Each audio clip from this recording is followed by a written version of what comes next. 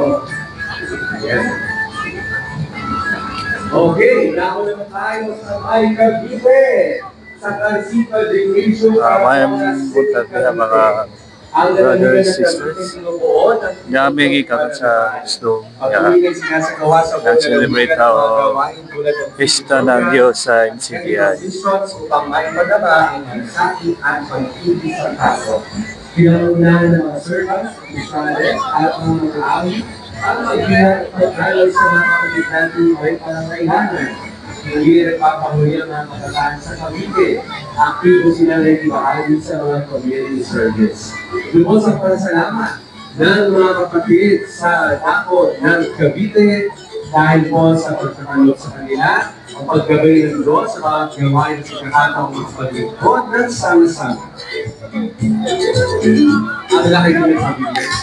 3 o 3 din yan. Region 4 pala. Hindi ako nakakapunta kasi Vermont. But Oo. sana, kung loloobin ng Diyos, ay makita din ang mukhaan ng mga kapatid natin. Marami tayong kapatid sa Cavite. Napakadami. Ayan, dahil ngayon naman ng Vermont ay kasama natin ang mga kapatid dyan sa probinsya ng Rizal na ngayon ay nasa Juan Armina, Cainta.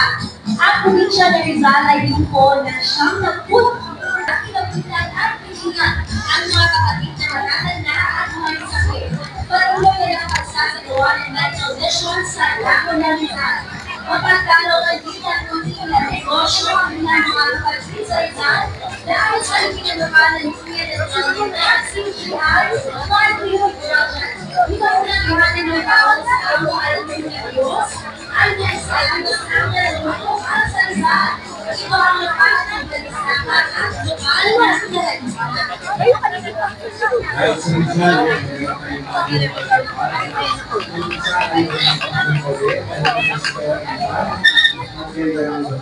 kasi yung lang yung sa so, meron nila kapatid na yung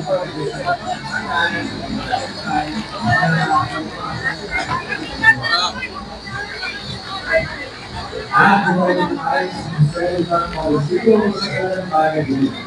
Patuloy ng lingkod ay dinutuon ng sanong kalawakan na nagkakaisa sa pag-ibigaw ng kapatid.